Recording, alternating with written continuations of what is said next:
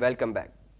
Canada میں police نے Ottawa کے انتہائی حساس علاقے میں داخل ہونے اور وزیر اعظم جسٹن ٹروڈو کی رہائش تک پہنچنے والے ایک مسلح شخص کو گرفتار کیا ہے۔ اس حوالے سے مزید جانتے ہیں۔ کینیڈا میں پولیس نے اوٹاوا کے انتہائی حساس علاقے میں داخل ہونے اور وزیر اعظم جسٹن ٹروڈو کی رہائش تک پہنچنے والے ایک مسلح شخص کو گرفتار کیا ہے۔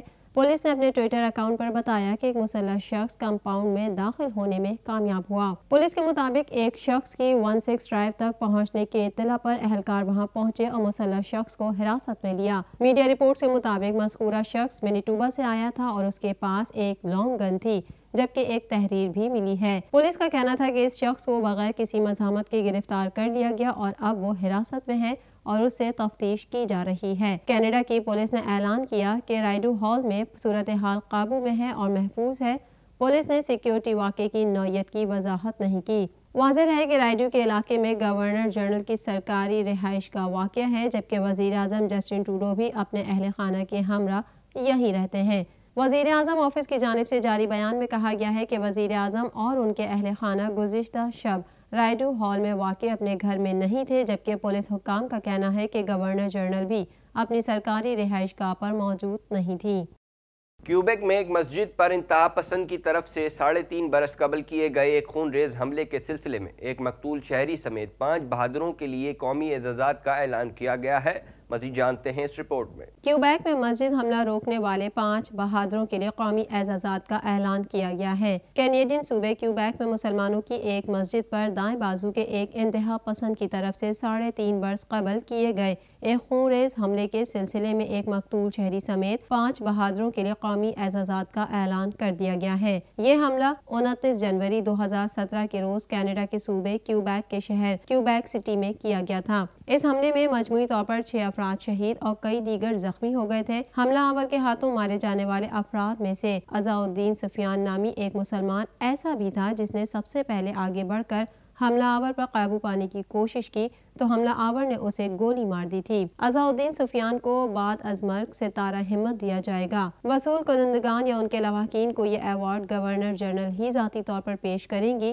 اس تقریب کا انعقاد کرونا وائرس کی وبا کی وجہ سے بعد میں کیا جائے گا۔ اس حملے کے ملزم کو کیوبیک کی ایک عدالت نے گزشتہ برس فروری میں شدید نوعیت کے جرم کا مرتکب قرار دیتے ہوئے 40 سال کی سزائے قید سنا دی تھی۔ گلوبل افیئرز کینیڈا کے ایک ترجمان کی جانب سے جاری بیان میں کہا گیا ہے کہ یاسر الباس کینیڈا میں اپنے اہل خانہ کے پاس پہنچ چکے ہیں۔ پرائیویسی کے قوانین کے تحت ادارہ ان سے متعلق مزید معلومات جاری نہیں کر سکتا۔ اس حوالے سے مزید جانتے ہیں۔ مصر میں قید Canadian engineer Yasir Ahmad El-Baz رہائی کے بعد واپس کینیڈا پہنچ گئے۔ میڈیا رپورٹس کے مطابق یاسر الباز ٹورنٹو کے پیرسن انٹرنیشنل ایئرپورٹ پر پہنچے۔ یاسر البازی فروری 2019 کو مصر میں 2 ماہ کے کاروباری دورے پر گئے تھے، جہاں سے واپسی کے وقت انہیں مصری حکام نے حراست میں لے لیا تھا۔ یاسر الباز 500 دن تک مصری حراست میں رہے۔ گلوبل افیئرز کینیڈا کے ایک ترجمان کی جانب سے جاری بیان میں کہا گیا ہے کہ یاسر الباز کینیڈا میں اپنے اہل خانہ کے پاس پہنچ چکے ہیں۔ پرائیویسی کے قوانین کے تحت ادارہ ان سے متعلق مزید معلومات جاری نہیں کر سکتا۔ یاسر الباز کی صاحبزادی کا کہنا ہے کہ ان کے والد کی صحت انتہائی مخدوش ہے اور ان کی پہلی ترجیح اپنا علاج کروانا ہے، کیونکہ مصر میں 18 ماہ کی قید کے دوران ان کی صحت بہت خراب ہو چکی ہے۔ ہم نے اپنے والد سے کہا ہے کہ وہ خاموشی سے اپنی صحت پر توجہ دیں اور اہل خانہ کے ساتھ وقت گزاریں۔ یاسر الباز کی صاحبزادی کا کہنا ہے کہ میرے والد مصر سے 20 سال قبل کینیڈا منتقل ہو گئے تھے۔ وہ سیاسی طور پر نہ کبھی متحرک رہے اور نہ کبھی سیاست سے تعلق رہا اور نہ ہی انہوں نے کبھی مصری حکومت کے خلاف کوئی بات کی۔ وہ صرف کاروباری دورے پر گئے تھے، لیکن انہیں گرفتار کر لیا گیا۔ کینیڈا بھر میں کرونا وائرس کے باعث ہلاک ہونے والے افراد کی تعداد 8642 تک جا پہنچی ہے۔ مزید جانتے ہیں اس رپورٹ میں۔ کینیڈا بھر میں کرونا وائرس کے پھیلاؤ میں کمی کا سلسلہ جاری ہے۔ آخری اطلاعات کے مطابق کینیڈا میں کرونا وائرس سے متاثر ہونے والے افراد کی تعداد 1,04,772 ہو گئی ہے۔ ملک بھر میں کرونا وائرس کے باعث ہلاک ہونے والے افراد کی تعداد 8,642 تک جا پہنچی ہے۔ کیوبیک صوبہ کرونا وائرس سے سب سے زیادہ متاثر ہوا ہے، تاہم وہاں اب کرونا وائرس کے کیسز میں کمی آنے لگی ہے۔ صوبے بھر میں کرونا وائرس کی مجموعی کیسز کی تعداد 55,593 ہو گئی ہے، جبکہ صوبے میں کرونا وائرس کے باعث ہونے والی ہلاکتوں کی تعداد 5,541 تک پہنچ چکی ہے۔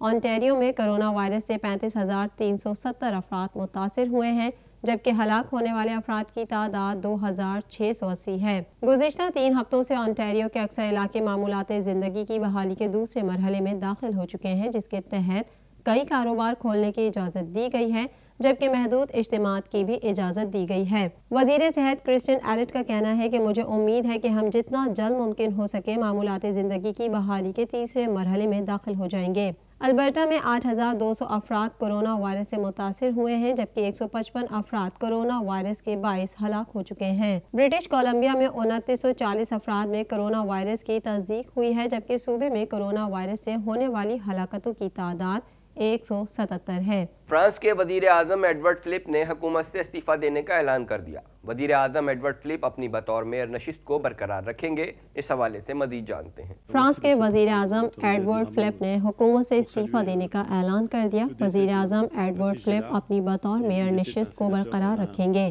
جس پر وہ حالیہ بلدیاتی انتخابات میں کامیاب ہوئے ہیں۔ صدر ایمانوئل میکروں مشاورت کے بعد نئے وزیر اعظم اور کابینہ کا اعلان کریں گے۔ فرانس کے قانون کے مطابق کوئی بھی منتخب سیاستدان ایک وقت میں ایک عہدہ رکھ سکتا ہے۔ صدر ایمانوئل میکروں نے وزیر اعظم اور ان کی کابینہ کا استعفیٰ منظور کر لیا ہے۔ امریکہ میں کرونا وائرس کی وبا سے سب سے زیادہ متاثر ریاستوں میں نیو یارک کا پہلا، کیلیفورنیا کا دوسرا اور ٹیکساس کا تیسرا نمبر ہے۔ صرف ٹیکساس میں 1,80,000 کورونا کیسز رپورٹ ہو چکے ہیں۔ مزید جانتے ہیں اس رپورٹ میں۔ امریکہ میں لاک ڈاؤن کھولنے کا بھیانک نتیجہ نکلا ہے۔ مسلسل دوسرا روز ہے کہ مختلف ریاستوں میں سامنے آئے کورونا کیسز کی تعداد 50,000 سے زیادہ ہو گئی ہے۔ کانگریس کے بجٹ آفس نے خدشہ ظاہر کیا ہے کہ ملک میں ملازمتوں پر وبا کے برے اثرات آئندہ 10 سال تک ختم نہیں کیے جا سکیں گے۔ کورونا وائرس کی وبا سے سب سے زیادہ متاثر ریاستوں میں نیو یارک کا پہلا، کیلیفورنیا کا دوسرا اور ٹیکساس کا تیسرا نمبر ہے۔ صرف ٹیکساس میں 1,80,000 کورونا کیسز رپورٹ ہو چکے ہیں۔ ٹیکساس کے گورنر گریگ ایبٹ کا کہنا ہے کہ ان تمام کنٹریز کے باشندوں کو ماسک لازمی پہننا ہوں گے جہاں 20 یا اس سے زیادہ کورونا کیسز رپورٹ ہو چکے ہیں۔ امریکہ میں قومی دن کی تقریبات 4 جولائی کو منعقد ہو رہی ہیں۔ خدشہ ظاہر کیا جا رہا ہے کہ ریلیوں میں بغیر ماسک کے شرکت کرنے والے افراد کورونا وائرس کی وبا پھیلانے کا سبب بن سکتے ہیں۔ واضح ہے کہ امریکہ تاحال کورونا وائرس سے سب سے زیادہ متاثر ملک ہے، جہاں نہ صرف کورونا مریض بلکہ اس سے ہلاکتیں بھی اب تک دنیا کے تمام ممالک میں سب سے زیادہ ہیں۔ دنیا بھر میں کورونا کی وبا میں کمی آنے کے بجائے مزید شدت آ گئی ہے۔ گزشتہ روز دنیا بھر میں نئے کورونا مریضوں کا نیا ریکارڈ قائم ہو گیا ہے۔ مزید جانتے ہیں اس رپورٹ میں۔ دنیا بھر میں کورونا کی وبا میں کمی آنے کے بجائے مزید شدت آ گئی ہے۔ گزشتہ روز دنیا بھر میں نئے کورونا مریضوں کا نیا ریکارڈ قائم ہو گیا، جب ایک ہی دن میں دنیا بھر میں 2,08,000 سے زیادہ نئے مریض سامنے آ گئے۔ امریکہ میں ایک ہی دن میں 57,000 اور برازیل میں 48,000 نئے کورونا مریض سامنے آ گئے۔ دنیا بھر میں کورونا وائرس سے متاثر افراد کی تعداد 1,09,90,249 تک جا پہنچی ہے، جبکہ اس سے ہلاکتیں 5,24,176 ہو گئیں۔ امریکہ میں کورونا وائرس سے اب تک 1,31,485 افراد موت کے منہ میں پہنچ چکے ہیں، جبکہ اس سے بیمار ہونے والوں کی مجموعی تعداد 28,37,189 ہو چکی ہے۔ بھارت کورونا وائرس کے مریضوں کی تعداد میں تیزی سے اضافے کے ساتھ اس فہرست میں چوتھے نمبر پر ہے، جہاں کورونا سے 18,225 ہلاکتیں ہو چکی ہیں، جبکہ اس سے متاثرہ مریضوں کی تعداد 6,27,168 ہو گئی۔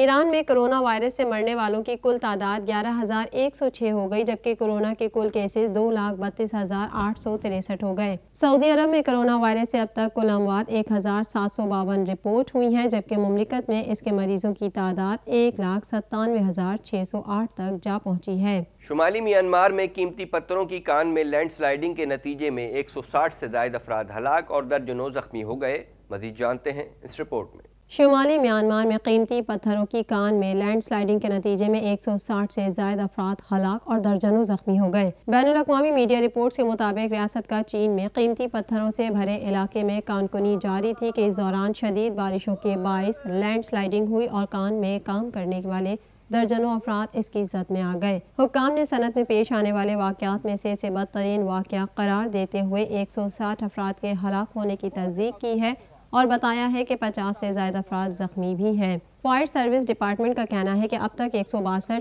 لاشیں نکال کر قریبی اسپتالوں میں منتقل کر دی گئی ہیں، جبکہ جائے حادثہ پر امدادی سرگرمیاں جاری ہیں اور مزید لاپتہ افراد کی تلاش کی جا رہی ہے۔ متاثرین کے لاحقین نے حکومت سے صنعت میں کام کرنے والے افراد کی فلاح بہبود اور ان کی سیفٹی کے لیے اقدامات نہ کرنے پر شدید غم و غصے کا اظہار کیا ہے۔ TNN TV کے نیوز بلیٹن میں فی الوقت اتنا ہی۔ مزید خبروں اور اپڈیٹس کے لیے دیکھتے رہیے TNN TV۔